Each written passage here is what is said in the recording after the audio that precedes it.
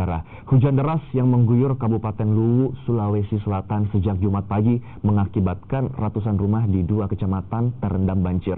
Dua kecamatan yakni Suli dan Kecamatan Larompong terendam banjir sejak Jumat petang dengan ketinggian air mencapai 1 meter.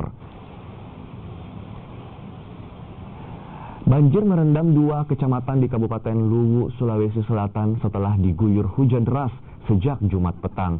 Dua kecamatan yakni Kecamatan Suli dan Kecamatan Larompong terendam banjir dengan ketinggian air bervariasi mulai dari 60 cm hingga ketinggian 1 meter. Banjir diperparah dengan naiknya air pasang yang membuat genangan air makin meninggi.